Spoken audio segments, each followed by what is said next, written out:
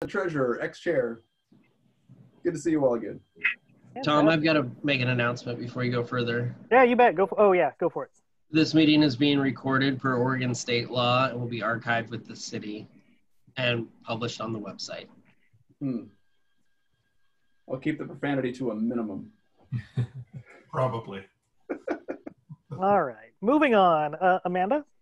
Hi, I'm Amanda Clark, the Secretary for the Central Beaverton NAC and the Community Engagement Manager for Beaverton Civic Theater. Fantastic. Jonathan? Well, I'm Jonathan Todd-Kourlas, BCCI rep for Central Beaverton. Whoop, whoop. Excellent. John and or Quinn? Go first. Sure. Hi there. Quinn Simpson, board member. John Duggar, vice chair. Excellent. Kevin? Hey, I'm Kevin. I'm the executive director of the Beaverton Downtown Association and a downtown resident, and I'm a board member here. Excellent. Kinsey?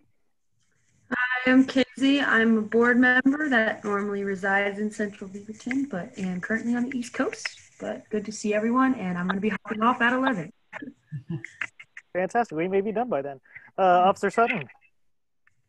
Brad Sutton, Beaverton Police Department, and I am your Central Beaverton NAC officer. Excellent. And our phone-in attendee? That might be me. My audio in the vehicle does not work, so I've done double. I have a phone.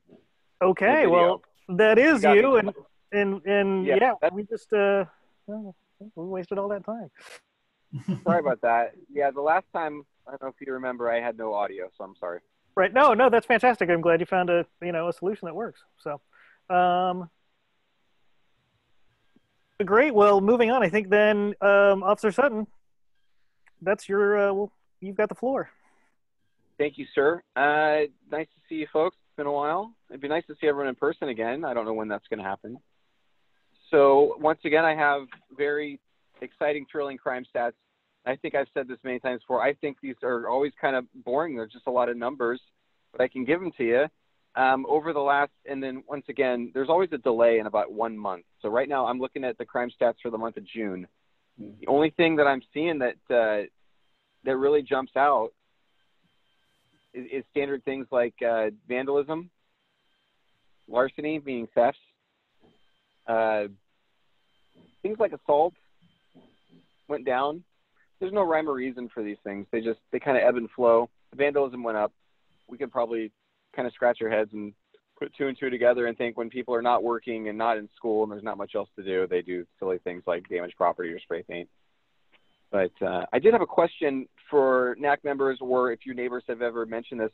Have you guys seen a person in your neighborhood recently who likes to walk around and intentionally film people with his cell phone, almost in a way that he's trying to engage in some sort of a negative response? Oh, yeah, that's our good friend Howard. Yes, I believe. Yes. Okay. Good. Yeah, we had a discussion with the other members of the department last month in regards to. Okay. Thank you. Yeah, Howard is still out. He's active. I wasn't able to make the meeting last month. I'm sorry. But there is a plan in place to deal with Howard. The only thing I wanted to pass on to you folks, and if you could let the neighbors know or any of your friends and family that live in the neighborhood, just call us every time he's engaging in some sort of behavior that you think needs to be dealt with. If he's just walking down the street, minding his own business, even if he has his phone in his hand, sure, leave him alone, I'd say. But if it's to the point where he's intentionally trying to get someone to respond negatively, and it's almost like where he's trying to push their buttons, so to speak, that's what we want to know about. We've talked with Howard many times. I've talked with him. He has some mental health issues. Without going any further into that, I don't see his behavior stopping. So that's why we're trying to kind of create a paper trail of police report after report after report to show that in some, or if not most cases, he's kind of the aggressor or instigator in a lot of these things. He's never said this, but what Howard has done in the past is he's gotten in little arguments with people to the point where they've pushed and shoved him, and then he asked that those people be charged with crimes like harassment or disorderly conduct. So just a heads up that those things are happening, and I know this could affect the livability of the neighborhood. So just something to keep an eye out for. Yeah, we've talked to a lot of neighbors about him because dogs seem to be his trigger. He's verbally assaulted Quinn and I both, our neighbors, direct neighbors, like everyone knows who he is. And then the neighbors that don't know who he is, we've warned them out, and then they know who he is because they're like, yeah, he yelled at me when I was walking my dog. So yeah, like that seems to be his trigger. Like otherwise, when we're just walking around, he doesn't even look at you. But if we have the dog, he will cross the street and come towards you and be the aggressor and yell at you and do strange things. And that's kind of why we're really concerned about the retirement facility. So we're at 8th and Main, and the retirement facility right behind us. Every day, our property fronts Main, and we see older people, that are walking their little dogs, and I am just terrified. Every time I see them, I just watch as far as I can, because I'm terrified that he's going to get triggered on someone who might be like 80 years old, or that can't get away, even if they want to. It's pretty terrifying to think, because of his trigger, that there's a vulnerable population so close by. That a lot of them have dogs. That's their companion, and we just keep an eye out. But yeah, we got that advice last month, and that's exactly what we've told everyone to do. And we stop everyone with a dog that we see and say, hey, if you see this gentleman, just go to the opposite side of the street, just give him a wide berth, stay away from him, and then call the police if he tries anything. So yes, and I hate to sound so, I can't find the right word. I hate that you would have to do that. Walking through your own neighborhood, have to cross the street to avoid confrontation with somebody. That's the livability part of this I don't necessarily like, where it really is affecting you. If you feel like now you have to be on guard just walking down your neighborhood street because there's a subject out there intentionally looking to have confrontations with people. So thank you for being the bigger person and doing that. If things do escalate, please call us every single time. I want you to call. And that way, like I said, we'll write a police report every time. And then if something does need to happen, we have all that documentation ready. But like I said, if he's minding his own business, not causing a problem, and you don't think if anything needs to be addressed, just please let it be. Yeah, no, that's how we do. I will point out that our neighbor, 2 houses down, has a really big lot with a fence and has video of him confronting the neighbor and filming our neighbor. He was doing yard work and trying to be aggressive towards our neighbor. So sometimes it's not dog related. He just, I don't know, he definitely has some sort of issue and just needs to be aggressive sometimes. And it's too bad. Yeah, and it is. And the last time I talked with Howard, we asked that simple question: why do you film people with your phone? And his answer was something: I need to film people that I think are aggressive towards me. This is in my defense. More or less, in his mind, he thinks he's creating some sort of video evidence that will protect him if something ever happens. So he's kind of missing the disconnect that most people minding their own business don't want a camera stuck in their face and just being filmed without consent, or even being asked, is it okay if I film you? So yeah, it's caused some problems for us, but I just wanted to let you guys know that we are aware of it and we haven't forgotten about him, and it's something we'll address. Officer, do you know and or are you able to share with us whether his court date that got moved from June to August for that assault is still happening? It probably is. Everybody's court date was moved, so the courts are kind of just starting to get going here at the municipal level. So I don't think that was anything specific for his case. As far as I know, every court case has been kind of pushed back to the end of August. Okay. Yeah. Appreciate the update on this. This has obviously been raw for us. So. Oh yeah, and I completely agree that I think that affects the livability of the neighborhood, and that's something that's important to anybody. Any other questions that you guys have, neighborhood-wise, police-wise, while you got me? So it looks like the Public Safety Center did not make its July opening. Nope. Pushed back to I'm going to guess. I shouldn't guess. August 17th, something like that. It's coming. It's about 3 weeks. That was the last thing I heard. Roughly 3 weeks from now. Gotcha. Yep. Remember hearing the July estimate and thought that was kind of funny. So, I think everybody did too. Yeah, but it looks like a great spot. Has anybody else had the opportunity to go and see the facility yet? Just drive-bys. Yeah. Gotcha. Yeah, I went in on one of the tours back in, I think, the end of May or something like that, and it looks good. Man, it's good. Yeah, hopefully you guys have a good space there. So. Yeah, I have yet to go, so. Well, I'm sure have plenty of opportunity to spend lots of time in there. Maybe they'll even have a room for you to do this, although you're on patrol right now, so. Yes, sir. Yeah. Anyway, all right. Well, thank you, Officer Sutton, for your time, and we'll let you get back to your evening. Thank you. And once again, I know I've given out my card before, but you guys, email is the best way to get a hold of me. If anyone has just a simple question or lets me know about something going on, email is great. Please email me. I love helping you guys out. Thank you. Appreciate it. Thanks, guys. Take care. Mm-hmm. You too. Okay, I don't think we've got any THPRD this month, once again, so city update. Hey, BCCI, sorry, Miles. Cool. BCCI, we had a couple things this month. We heard a presentation on the housing options, which kind of took a hiatus for a bit because the House Bill 2001, which kind of allowed it all anyways, happened after the project started. So they kind of took a break to see how the law is going to take shape. But if for whoever doesn't know, it kind of allows multifamily housing like duplexes, triplexes, etc., into like more areas of the city. Like, for example, duplexes have to be allowed on every single lot in the city. Other things the state still hasn't really defined on, so they're working on that. But there is a survey on the city's website that I'll put a link to in the chat. For anyone can go on, and it kind of asks like what kind of styles and designs and like where these things can be. So like they've kind of done a neighborhood pattern of age of homes and sizes. So they want to make it like the development fit into the areas, not have like giant townhomes hovering over single level homes. So they kind of want to fit in where they can while still following the new state law. A couple other things is there's a new city council position that was added.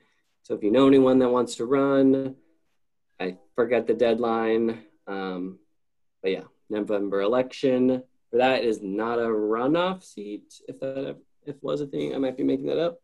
There was a city council meeting last. Can I jump in real quick? Yeah. So for the new city council seat, the only person I know of who's running so far is Nadia Hassan. If any of you know anybody else who's running, I'd be really curious to know it. But I know that she's been really passionate about education equity and stuff, so you can do your research on her.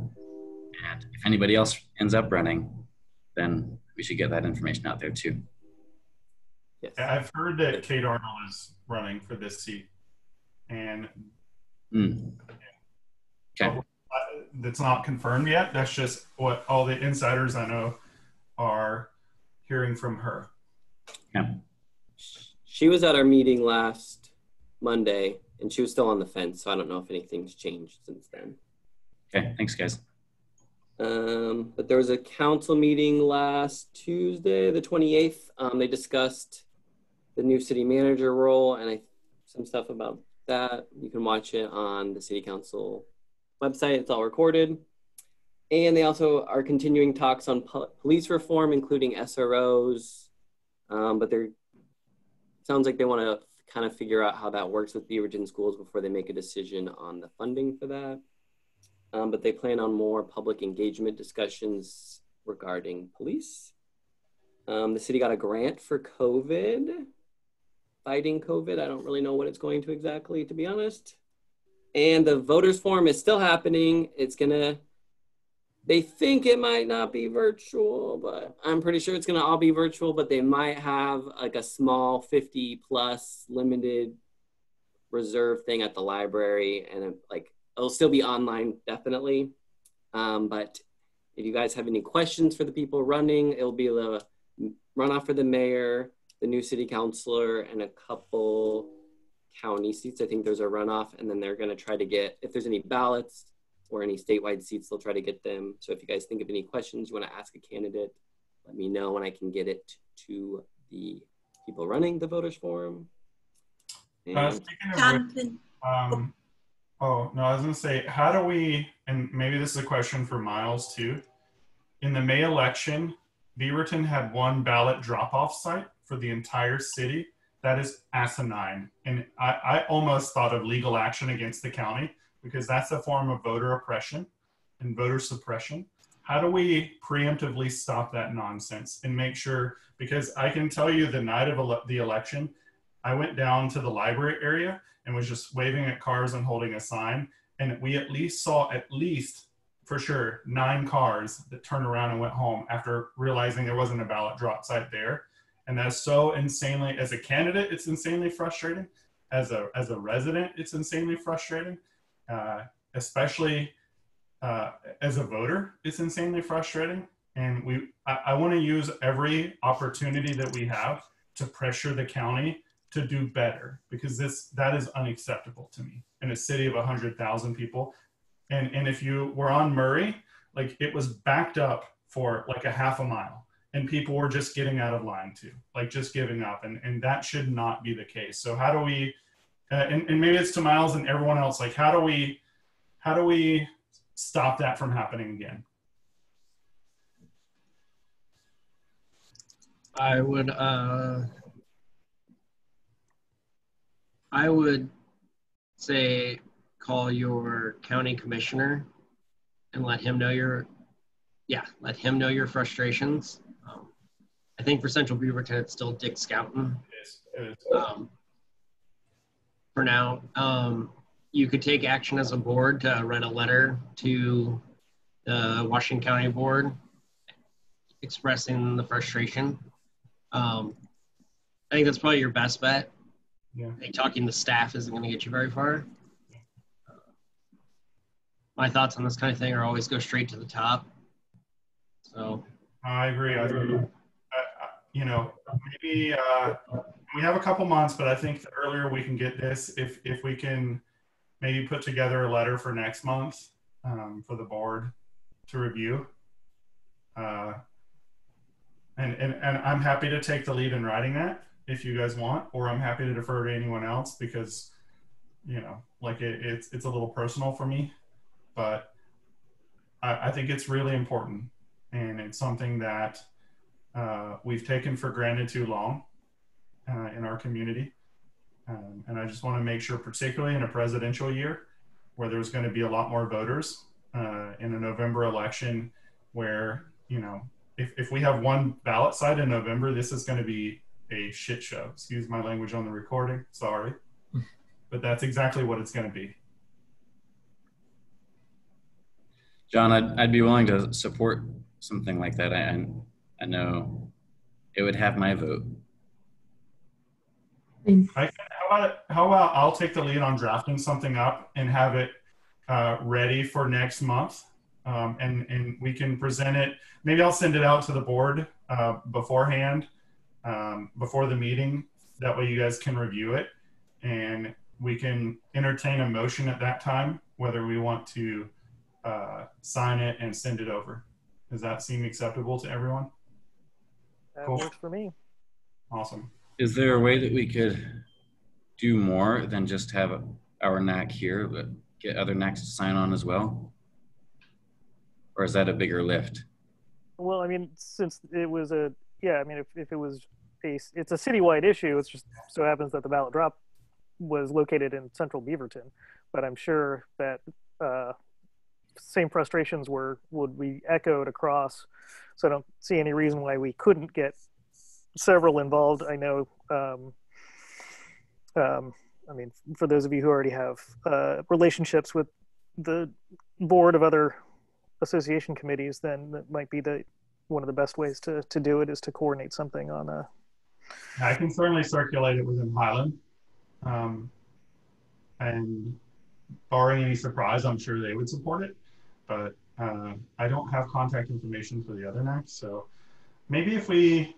I can put together the email list of all the chairs. That's all. Their emails are public. Yeah, I was going to say the chair's chair's emails are on the website for each NAC. So. Okay, so what I'll do is over the next couple of weeks, I'll try to get it at least for a couple weeks in advance of the next round of meetings in September, and hopefully we can get it all signed and coordinated and stamped and sent over. And I personally, I'm going to reach out to Dick Scouten. His email address is on. If you just look at Washington County, Google Washington County Commissioners. I've always found him to be very responsive and very engaged. So I'm personally going to reach out to him, and I would encourage everyone else to do so as well. Like, this is too important for us to assume it's going to be okay. John, Board Chair Catherine Harrington serves at large for the entire county also. Okay. So she represents you directly as well. Okay. Gotcha. Jonathan, did you have anything else from BCCI? Excellent. Well, Amanda had something to say a minute ago, I thought. Yes. I saw her in the chat about. Yep. Oh, okay. I got everything I needed in the chat. Thank you. Fantastic. Something to what Jonathan shared about the COVID CARES Act relief funding. From what I'm hearing so far, there are 2 rounds of financial funding that are coming through the CARES Act support that the city has received through the county. The first one will have $200,000 that'll go to rent support for restaurants. The second round will have closer to $2 million that'll be opened up to pretty much every type of business in the Beaverton city limits. I don't think either one has been actually officially approved yet, but I do expect that would be coming soon. And I don't see it encountering too much resistance. Do we, do you know, Kevin, is there any sort of, and this was, I asked the same question on the budget committee when we were reviewing the initial $250,000 in funding from the city council. Is there any sort of, is there any sort of third party or transparency initiatives to make sure that that money's not going to like connected people, that it's going to be fairly distributed? Do we know anything about that? And I would, if so, I would be really interested in pushing the city to be overly transparent about those things, because I think we all support it, but the only way that it ever happens again is if it's transparent and open and honest. And I'm a really big advocate of that. Yeah, I can't speak on that. I feel like people have talked about that with me before, but I don't remember the details well enough to actually speak on it. But next time I talk with the City Economic Development Department about it, then I can bring up transparency with who receives the funds and like accountability, oversight, like how all that's working, what their plans are for that. And I can share that with you all. Yeah, like what the criteria are and who gets to determine whether someone or some businesses met that criteria and that sort of thing. Yeah, I do know the city was working really hard on criteria. I know the Economic Development Department wanted to make sure it goes to more challenged businesses, especially like businesses of color, but they're restricted by it. Like they can't say, oh, you're a business that's owned by somebody of color. So they've got to work in like, okay, what are the actual criteria that would make people eligible for this sort of funding, or what would help them score more highly? And I know they're working on that sort of thing, but I don't know where it is right now. Yeah. Okay. Yeah, it'd be great if you could just, no hurry, just something that would be curious to know. Yeah, me too. Thank you. All right then. Miles, do you have a city update for us? Yeah. Very exciting. Convincing, Miles. I was looking up John's question, so sorry. You're okay. Absolutely. Glad it's just you guys tonight. Just that. See, the Beaverton building is offering in-person visits by appointment for passports, and the municipal court has reopened for a very limited capacity for specific instances when remote technology is not accessible. If you visit beavertonoregon.gov/coronavirus, that's where we have the latest information on available services, community resources, virtual meetings, upcoming events, and other activities. The City Library has launched BCL to Go, a contactless curbside pickup at the main library. Has anybody used that yet?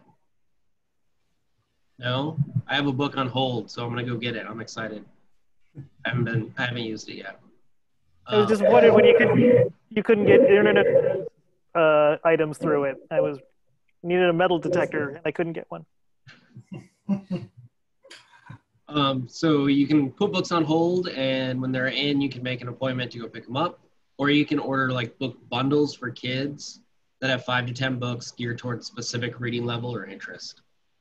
You can visit the beavertonlibrary.org website. It's right on the main page. They're taking book returns at both locations, and they are quarantining the books for 72 hours before they're checking them in. So if it takes a while to show up on your card, that's why. And we are not accepting meeting room reservations at any city facilities. Virtual community events.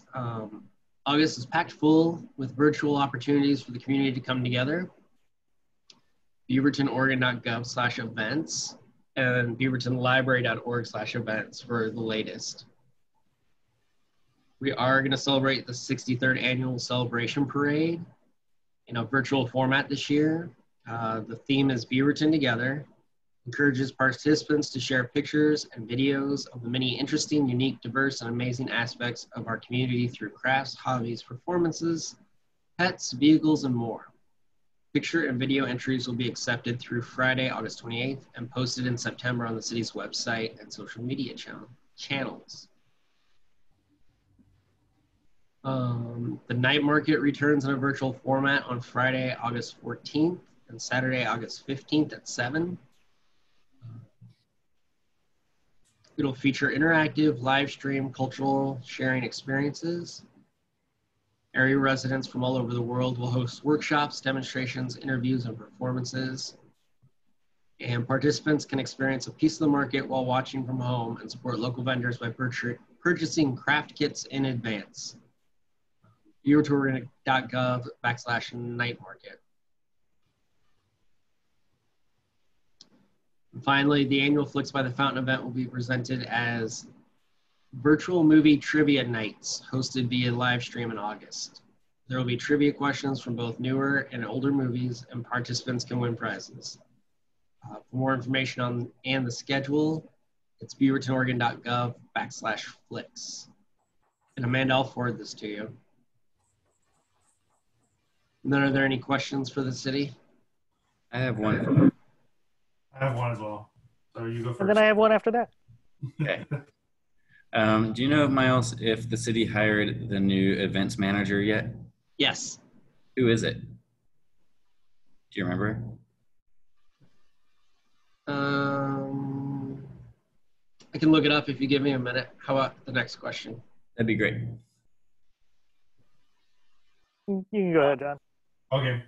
Miles, I was wondering, and I think I know the answer to this, but I've been reading a lot of cities, and I think this is a really good idea, have taken their pedestrian corridors, particularly in their central area, and they have automated their traffic signals so pedestrians don't have to touch them, right? And I think that makes a lot of sense in central Beaverton, where we have people walking from all over the core and then over the food carts and stuff like that. We do it probably 2 or 3 times a day where we're walking and we have to press buttons, and just like, you know, you always kind of press it with your arm or whatever, but I'm just like, can't we put in a temporary program to just within that central kind of downtown area or at least on the streets where there's high enough residential walking that we could automate that so it just automatically comes on, because it seems kind of like a unnecessary risk to ask people that are walking to press buttons that other people are touching on a minute by minute basis, basically. Couple of things on that. A lot of those boxes are just for show. They actually don't do anything, but people need a button to feel like it's going to change. That's actually true. I'm not sure which ones, but I know that it's true in Beaverton and other areas. Closing elevator door button. Yep. And then a lot of the older stoplights are analog. And so the equipment's really expensive to have that to change them over.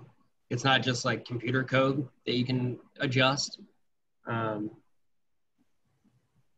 I will bring it up with the traffic commission, the traffic engineer, and see what he has to say.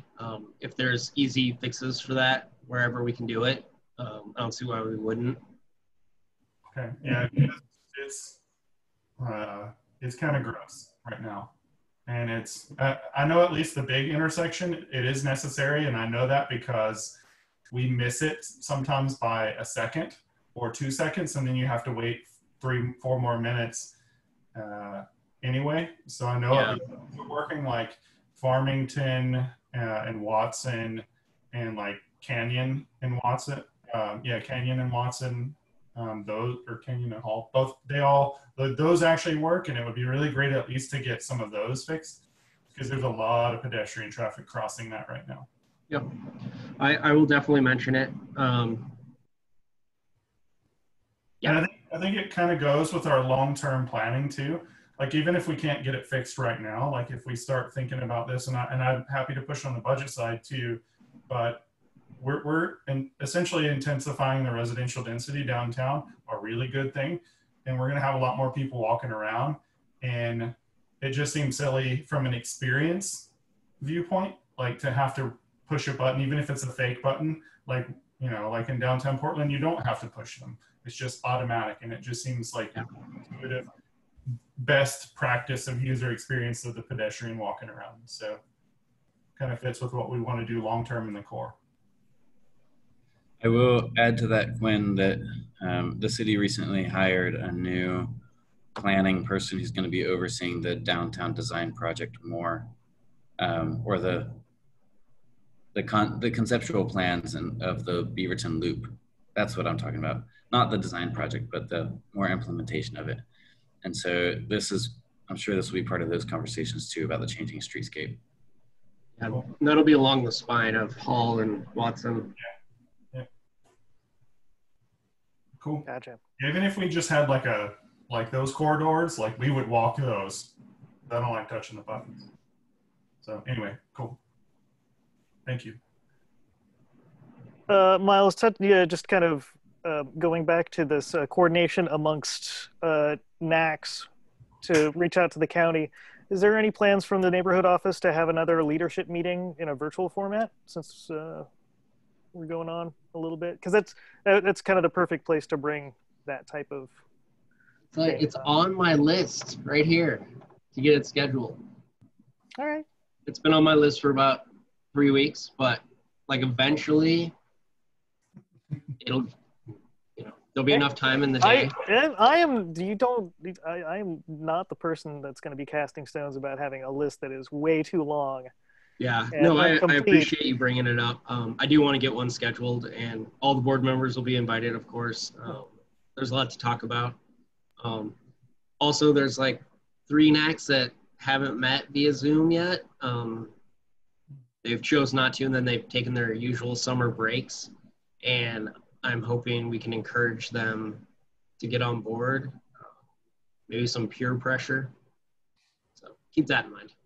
Sounds good. Yeah, I was just, before what I was going to do is offer to just go ahead and reach out to the other chairs on behalf of us to expect a letter or some discussion and to gauge the interest as a result of that. But yeah, if there had been if I was going to be upstaged by a leadership meeting, then wouldn't need to do it, but I'll just go ahead and do it. Anyway, was that all from the city? That's all I have. Yeah. Thom, that would be awesome if you could reach out to the other chairs and let them know. That would be Yeah. I'll add it to the list of also contacting the chairs of the Diversity Advisory Board and Human Rights Board, which I still have not done, about having regular attendees. Yeah, it's a very long list, and it's only going to get longer. So anyway, and I guess moving on then to officers' reports. So we've got, there are 2 months of minutes, June and July, that were on the website. Did everyone get a opportunity to review them? I did not. Where are they? They're on the website under the meeting minutes. Oh, okay. Yeah, I reviewed them, but I also don't remember like enough to know what was accurate and what was wrong. So they look good to me. Thanks, I did my best. You did fantastic as usual. Yeah, absolutely, as well. I concur. Complete trust in you, Amanda. So if it is another situation where we want to table this till September and then just approve 3 months at a chunk, then we can go ahead and do that. Or do we have has at least the majority of the board read them or taken a look at them? So I think probably. Yeah, I looked them over. Yeah. And saw nothing that needed Sounds to like be a majority at amended. least people that, yeah. So we could probably just get them off the list, unless anyone saw any mistakes or additions or subtractions or anything, which I didn't. What's nice is anything can always be amended. Exactly. Yeah, if we get it. Is there a motion to accept the minutes as submitted? Yeah, I can make the motion. I'll make a motion to accept the minutes for, is it June and July? June and July. June and July as submitted. I second that. All right, motion on the floor to accept June and July minutes as written and submitted. All those in favor? Aye.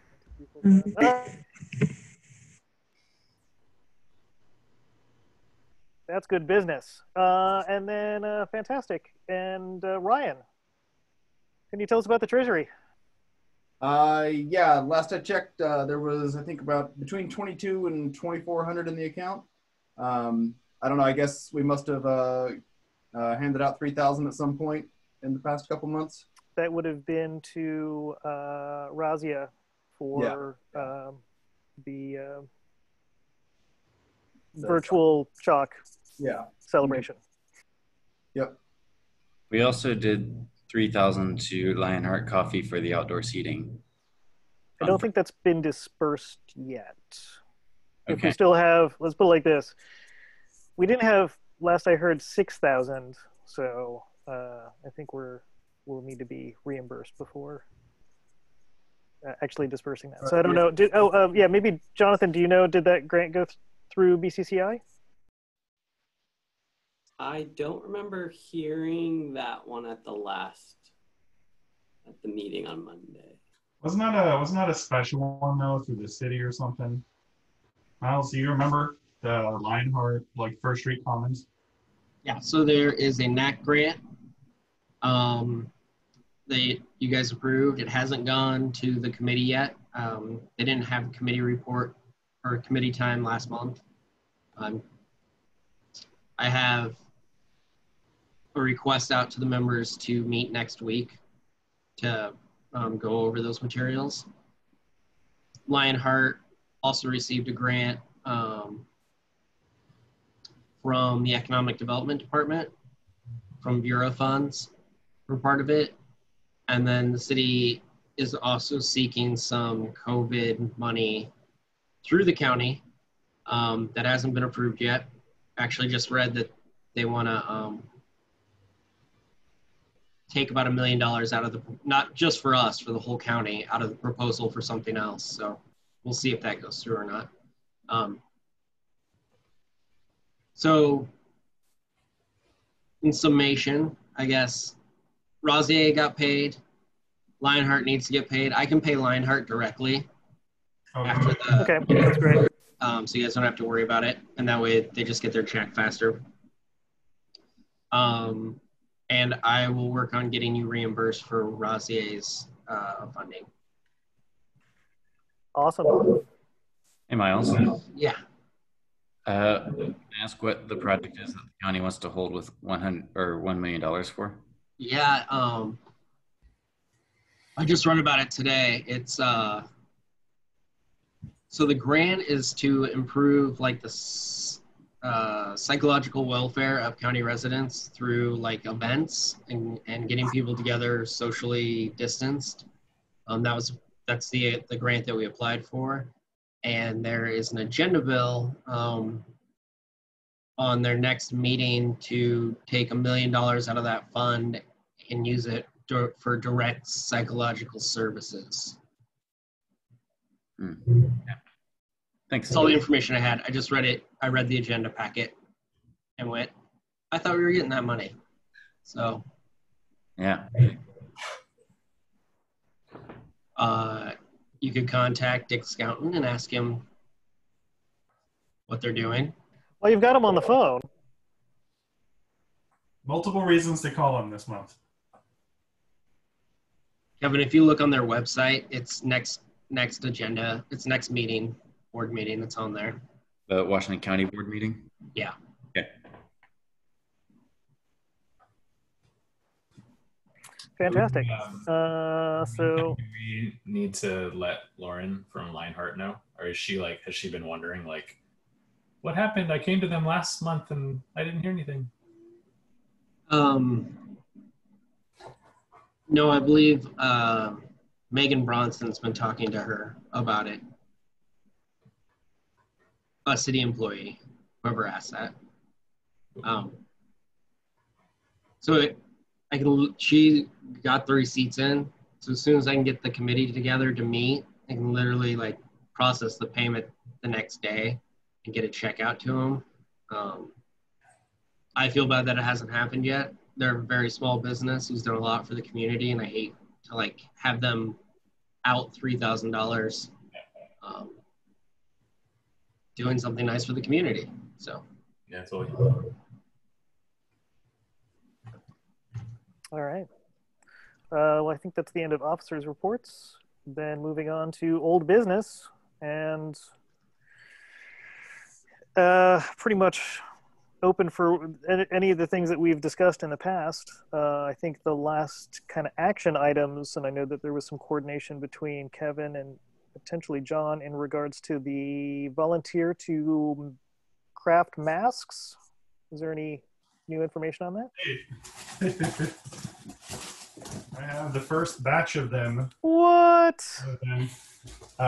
Yeah, and so I spoke with Joy, and she is engaged. Her Beaverton-based, I forgot the name of it, but it's basically a Mason group, and it's a few ladies, and they're going to make masks for us. They are starting off. They're individually packaged. Right now, most of the ones I have are floral. She's going to make all sorts of patterns and everything. They've taken this, they love our partnership, and they've taken this on as a community service project. So they are not going to charge us for that. They do, however, accept donations. They just can't accept them for a while. So they're going to ramp up production pretty shortly and start getting them to us. So number one, I have a couple questions. Number one, if the board, we've already approved $500. I say we hold on that $500 for a while, and then we make a donation to the organization as a contribution for making the mask. They're going to spend way much more than $500 on these masks by the time this is over with.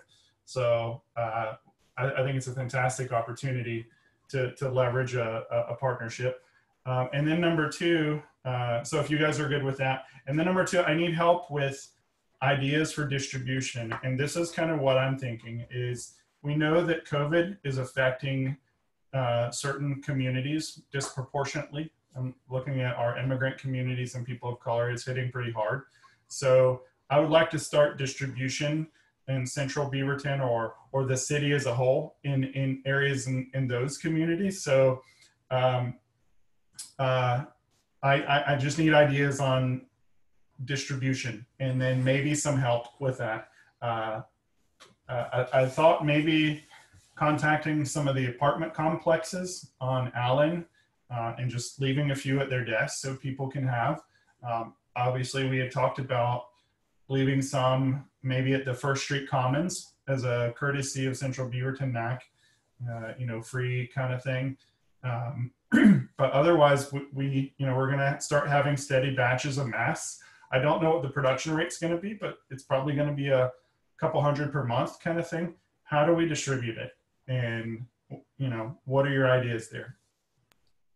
I have a question clarifying for the minutes. If I remember correctly, we were initially planning to do these to downtown Beaverton businesses. Is that something separate, or is that another phase of this? I think this first 60 or so, that's where they're going to go, just because I have them and that's the easiest. But as we ramp up production, I think we should, because of the COVID impact, like I was saying, hitting those communities, I think we should try and help there. I'm open though. No, wonderful. I completely agree with you. I just wanted to make sure I got the right information written down. Well, definitely the first 60 are going to the businesses and the First Street Commons just because that's the easiest pathway. After that, I'm kind of open. If anyone has any thoughts. One thing that, let me reach out to the CERT leadership. The reason I say that is because there have been a couple of call outs either to help out at food banks for, that the city was running. There was also, the most recent one was to assist with COVID testing of a Middle Eastern refugee community. So I know that there are some other connections through there, and I can see if there are other communities or at least other community contacts we can leverage. Contact at Family Promise, as you were talking, that popped into my head. Maybe we could drop off some masks there. Does anyone have, Miles, maybe you have a contact or any idea? Yeah, the executive director of Family Promise sometimes comes to these meetings, but not in a while. Okay. And I'm blanking on her name.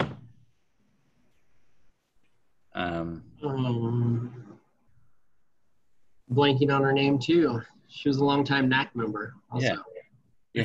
If you think about it, if you could just shoot me an email with it, I'm happy to reach out to her or any contact you have there, because I think that'd be a good place to drop off masks too, so they can distribute. Jolene. Jolene.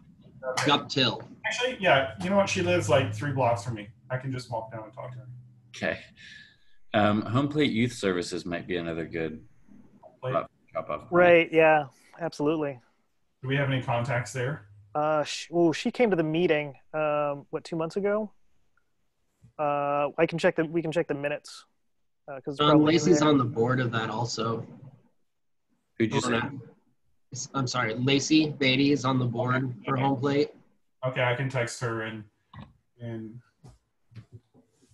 I'll make a note. So I'll take care of that.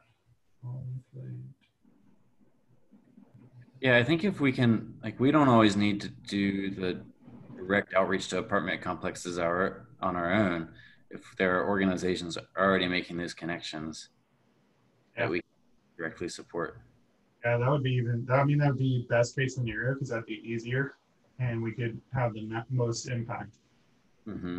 Right, and this model also is a good way to introduce the neighborhood association as a resource to them as well.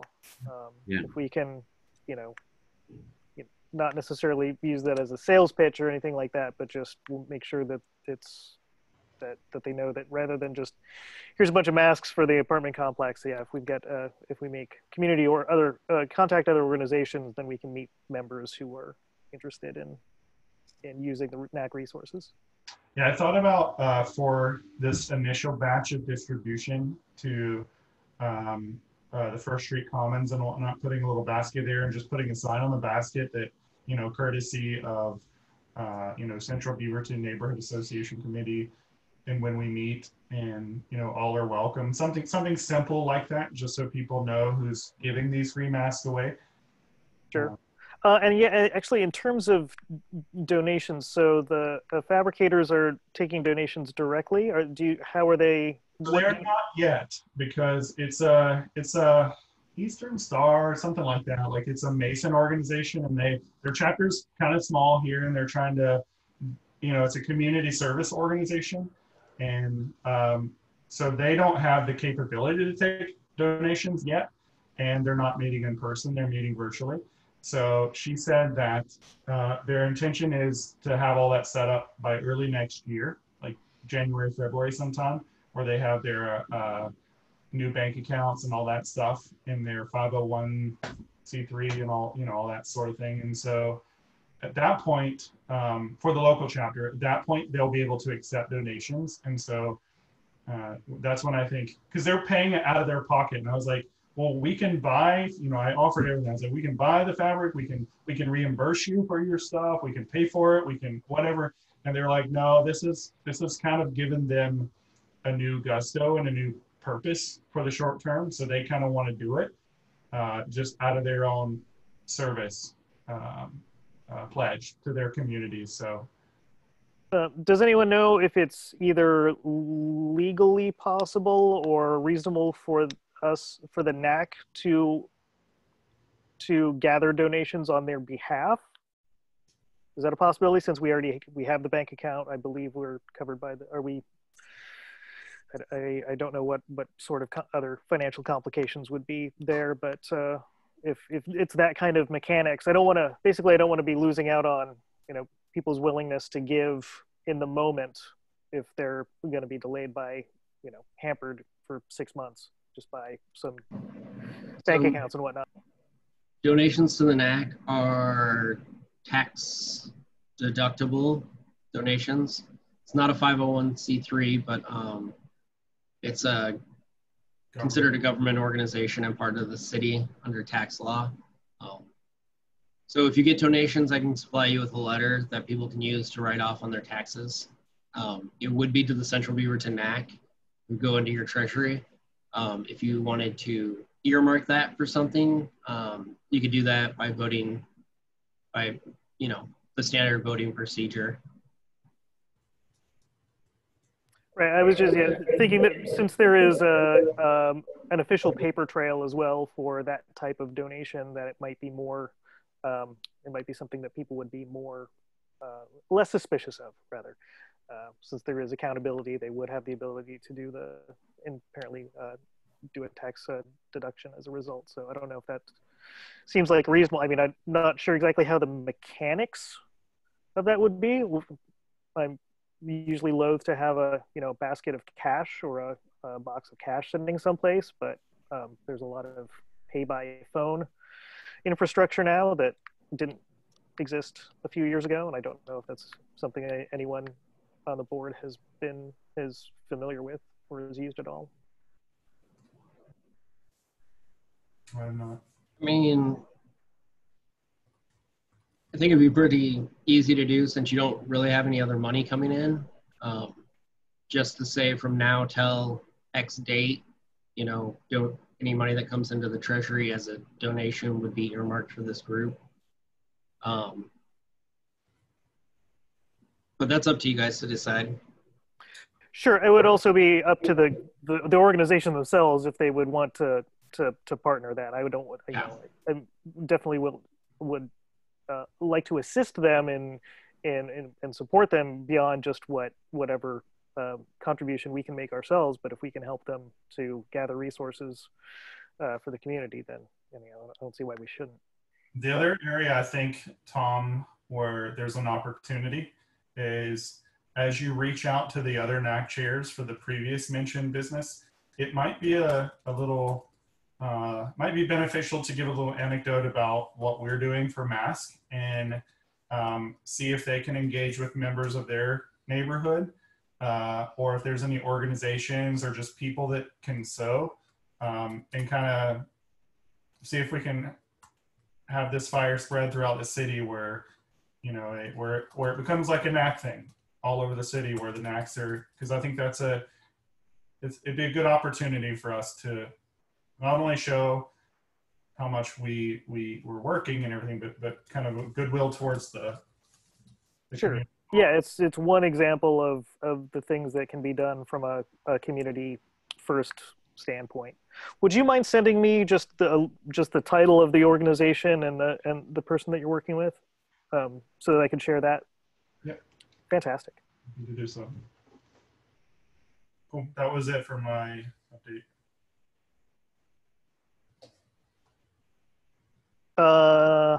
I'm struggling to think of other old business that I don't think we had any pressing, anything else other than things that were tabled, like the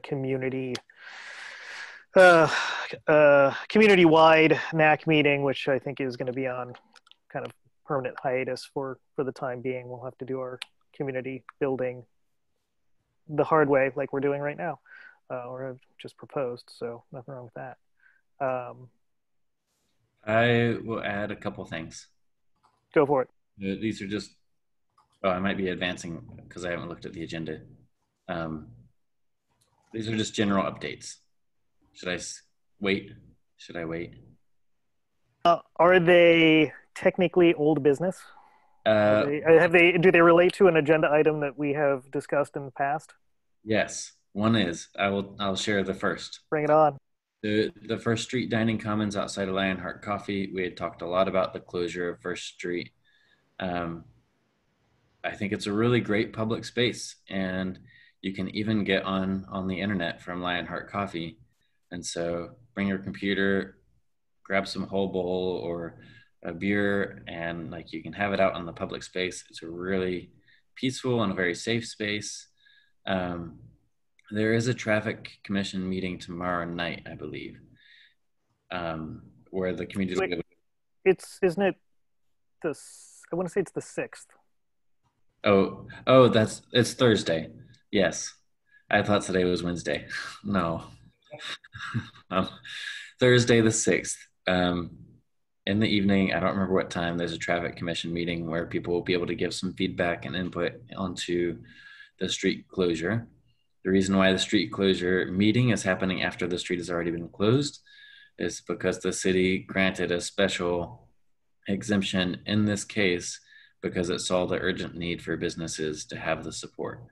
And for the traffic engineer to be able to do that is a pretty big step for him because he's usually very traditional in how he handles these processes. So if you like the First Street Dining Commons, you can submit some written input to the traffic commission. Very good. Has everybody had the chance to go and check out the First Street Dining Commons? Yep. Yeah, it's new. I think, and maybe this is something that we can discuss. I know that when I have gone by, and admittedly I don't necessarily go by at some of the peak times, it does look a little empty. And I don't know if we could maybe something that I don't know if that's something that anybody else has noticed. Kevin, you live right next to it. So what are your observations? It comes and goes in waves. There are times when like I might be the only person out there working. Then there might be times where it's busy, but not unsafe busy. I think it could definitely use some more promotion in the community, but it also, like, we also don't want it to be like a huge event space. So yeah, it's a little weird to gauge because it's a huge space and the tables are obviously spread out for obvious reasons. So I think even just visually, even if most tables are filled, it still looks like it's underutilized just by design. But we've been in some off peak times when it does, when it's not being used. Is there, can I ask a question? Is there a consensus that as a neighborhood, I know we put money towards it, but I think it would make sense as a NAC for us to, and maybe I'm volunteering you, Kevin, to write something, but for us to do a motion showing our support, maybe to the traffic commission for closing the street and giving those businesses an opportunity to stay open. Is that something we would want to do, entertain a motion as a neighborhood? Because I think that would carry some weight in that discussion. So I mean, let's go ahead. And, I did on behalf of our subcommittee, on behalf of the NAC, did submit a letter of support to the city council for the open air recovery, in which the street closure was directly addressed. We can retool that, or have, I haven't actually attended one of the virtual committee meetings yet, so I don't know if they've got public comment periods or not for the online portions, but we could either, kind of adapt that, or we can write something new. I think I'd be good with adapting it. I just think it would matter coming from, particularly since it's in our neighborhood. I know Central Beaverton kind of belongs to the whole city, but it's our neighborhood, you know, and it directly impacts us. So I just think, even if it's just us going on record and there's not going to be much discussion, I think it sends the right message that we want walkable, we want, you know, like public spaces in our central city for people, not just to park their 2-ton hunk of metal. I got a question for you guys. Is this, you guys seem to know a lot about it. Is this supposed to be just for COVID, or are we trying to make this a permanent street closure? It'll last through the end of October, for sure. It was set up as a temporary program, so the city will collect feedback on if it'll continue after that. I know the outdoor seating in general is something that most businesses have supported and want to see continue. I know they also want to see some certainty over what will happen so that they can start planning for it. The street closure itself, the city is still collecting feedback on that too. So there's no guarantee. Something that we're trying to get permanent, it sounds like. Is that a goal? Is that the goal? Well, let's see. I guess looking at the composition of the board and including myself, I know that there are many among us who are very pro non-automotive transportation, and we live in Central Beaverton for a reason. Exactly. So I think we're furthering that, not trying to be anti anything, but trying to be pro community and pro alternative transportations. We have discussed, I mean, I'd be happy to share the letter that I sent to the council with you, but I definitely, amongst conversations with Kevin and Jonathan, we had wanted to support the fact, or take the position that we would like the city to view this project as an experiment to consider more reclamation of road services for, out of the public right of way for cars and into the public right of way for everyone. And so that's been not necessarily an official position from the board, but just I think an outflowing of the nature of the members of the board. Sure. Yeah, we heard a little bit about plans to winterize it too. So we heard something about potentially adding heat and then some coverings for the rain. So whether or not that's a plan for it to last past the current October deadline, who knows, but I'm excited about that. So, just to real quick question for you, Kevin, since you're in regular contact with a lot of the surrounding community, is I know that in order to have the street closure go forward, they had to have a majority of the businesses approve, and I assume that happened in order for that to happen. Have you gotten any sort of feedback now that it's been, open for the past month now, as to what reactions have been, because I know that I had talked to a couple of business people in the area who had not like vehemently negative opinions on it, but they were on the whole, given the choice, they would not support it again because they miss parking. That was the main thing, and that if there was anything that I was going to pass on to any city body, it would be to increase parking in the downtown area. And I held my mouth. I held my tongue. So, but yeah, do you know what the kind of the reaction? What's the feeling in the area? Yeah. So most of the response has been pretty overwhelmingly positive. There are a couple businesses that are definitely concerned about parking. One of them, I think, has the most valid concern about it, and that's the March Beauty Salon right next to Dukubi and where Koya Sushi is going in. They were caught off guard when it was put in place, and given that their background is mostly Korean-speaking older people, having parking close by or access to the shop close by is something that's pretty useful. And so I know that they were very concerned about it. There are a couple other businesses that were concerned about parking. I don't think it's affected their business very much, if at all, in practicality. And then I know that there was another business or two that were concerned about people taking their open alcoholic drinks and leaving the public area, just like walking around downtown with them. So concerns about some liability there. But overall, businesses have really appreciated having this, even if they have their own outdoor seating space, like Ex Novo and Big's Chicken. So overall, I'd say it's been really solid. But there are definitely a couple concerns floating around out there that we need to keep paying attention to.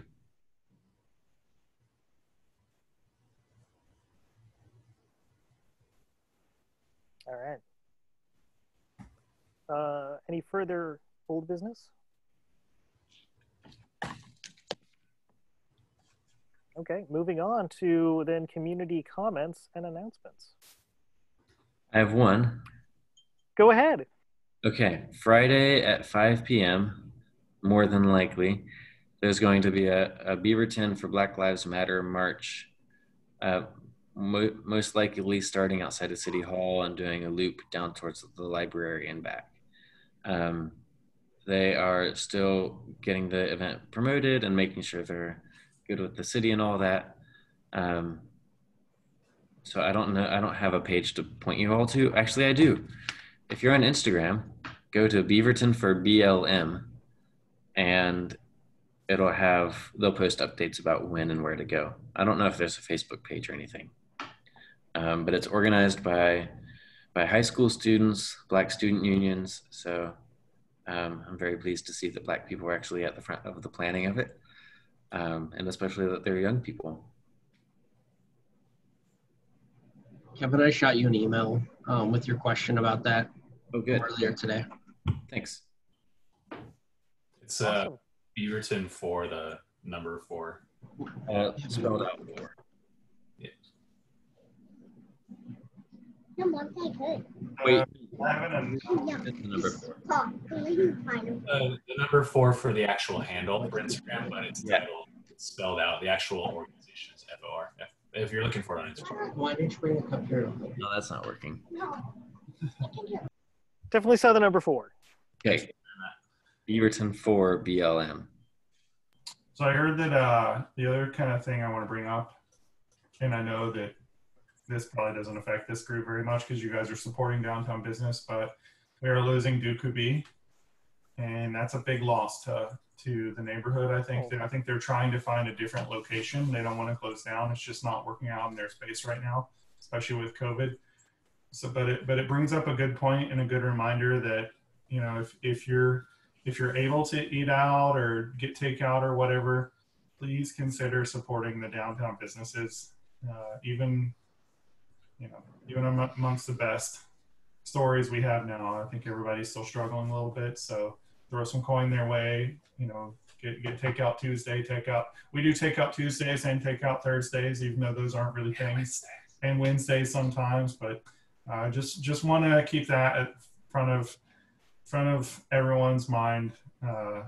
If you have that ability, please do so. There, you know, that's a big loss for downtown Beaverton. Yeah, absolutely. Who's closing, John? I couldn't hear you. Dukubi. Yeah. Where's that at? Right next to Knack One and Lionheart Coffee. And they were, if you ever been there, it's a little Korean place.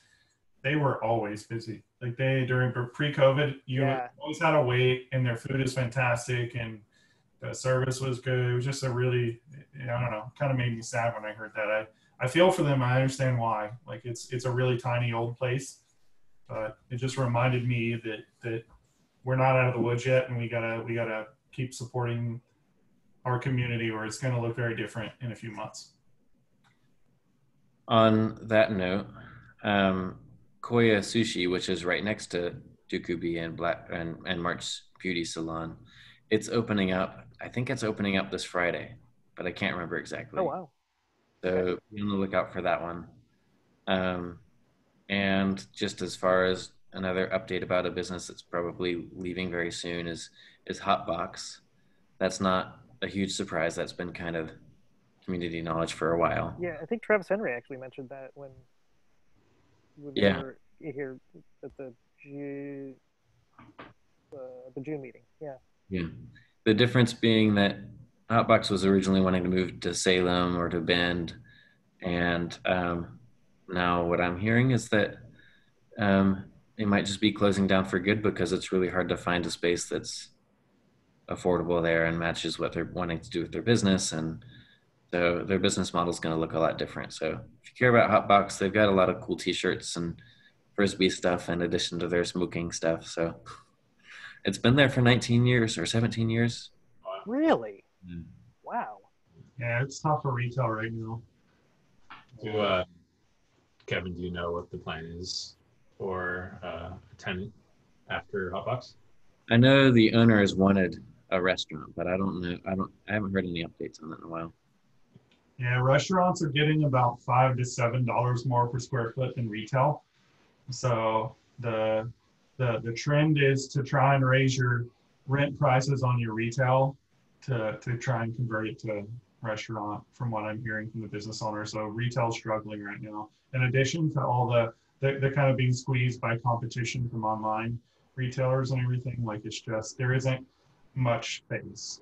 Yeah. For retail. Can't get hot food from the internet. Right. Mm-hmm.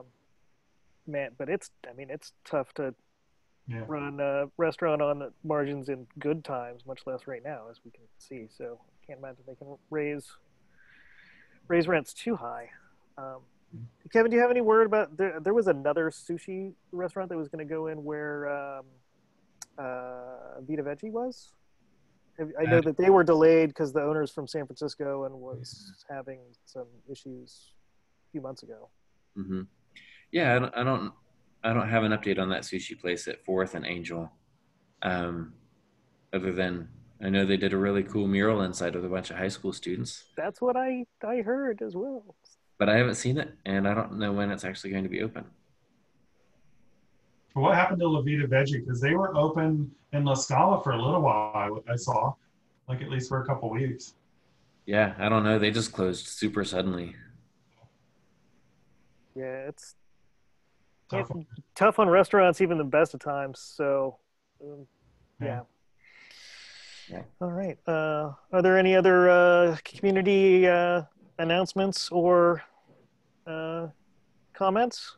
Anything from our attendees, Myra or Dick Nichols?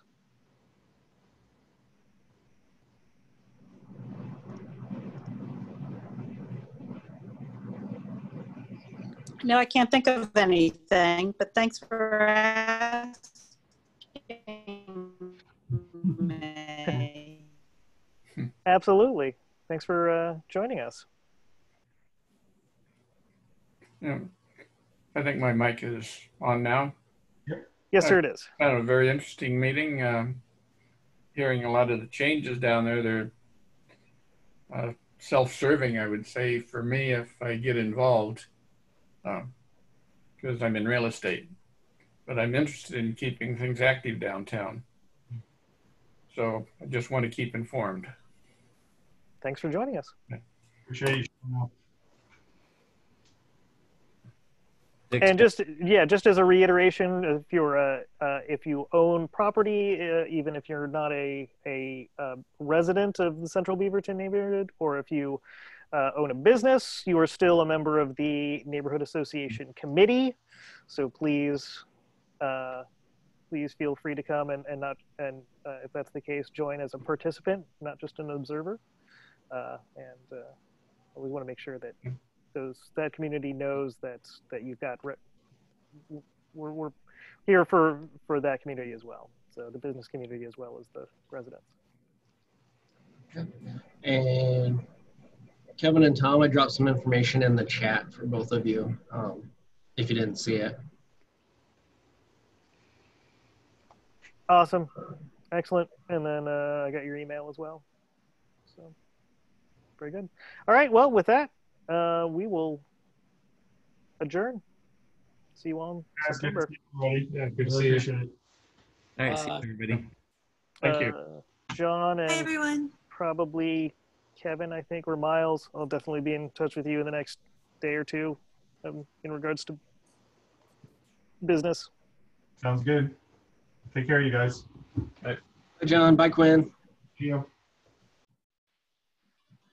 See you, Ryan. So long. You guys are doing a great job. Thank you. Thanks, Ryan.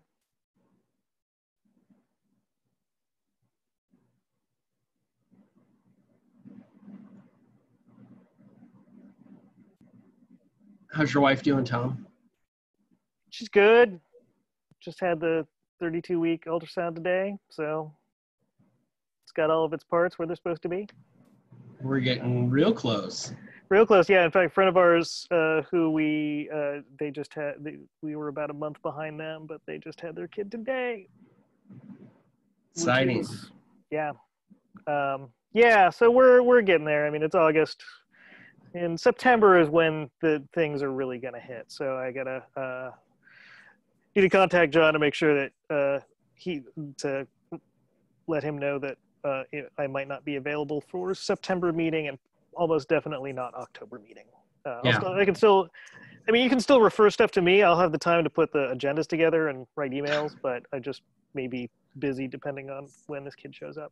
Especially because September's meeting is delayed by a week since we're, and then on that note, when do you want the agenda still? Do you just want the agenda in the end of August or first week? Whenever you have it together is best. A week ahead of time is I definitely need it, but anytime before that's fine. Yeah, the only person that's contacted me about anything is THPRD has a project where they want to raise a fence along Cedar Hills someplace, and the guy was just asking when he needed to let me know because they need to do public notices. So that's it. I was really surprised when you asked for agenda. I'm like, oh yeah, I haven't put the agenda together. And I went back, I'm like, who is supposed to go on? Wait, there's nothing to go on the agenda. This is so weird. August is usually very quiet. Yeah. Across all of them, all the NACs. So makes sense. So, and then even more so now. Developers are like already developing, already in construction, or they're waiting until the fall because they're busy constructing something else. So, yeah. All right. Well, how you guys doing? Good. Yeah. Still working from home, which is great. Cool. I think I'm busier now than I was when I worked in the office. Of course. But yeah, we're homeschooling our two kids this year. I was going to say, looking forward to school not starting, but they started today. So. Ooh, nice. How old again? 10 and almost 6. Okay. Well, so still missing out on the social interaction, but it's not like the core experience that, like junior high and high school starts to become. Yeah. So. We're kind of doing a pod with a neighbor of ours who has a daughter who's 10. Okay. And her son and my son actually went to preschool together when they were 4 and 5. And then they ended up buying a house like down the street from us. Oh, neat. A few years ago. So neat. Yeah, I know. In talking with Ryan a month ago or whenever that was, I know he started homeschooling his kids so as well. Yeah, it's going to be a very popular thing to do. Yeah, my wife has her master's in elementary education, so. Oh, well, that's convenient. Very convenient. Yeah. So you can run an official school. We could, yeah. Well, I hope everything goes really smooth with your wife if I don't talk to you before then. And yeah, I mean, like I said, I'm sure I'll still be in touch. It doesn't seem like there's anything that's, an impending emergency, but, actual emergencies rarely let themselves be known like that, so. And I don't need a picture immediately. You can catch your breath, but I expect one within a couple of weeks, like 3 weeks. All right. I will make sure that one gets out. Yeah, definitely. As soon as at its earliest convenience. So yeah, I'm really excited for you and your family. Awesome. Yeah, we're excited too. We're still, while we have the ability to live in blissful ignorance, we are. Yep. Take naps. Yep. Absolutely. All right. All right. Have a good night. Have a good night. Thanks, Miles.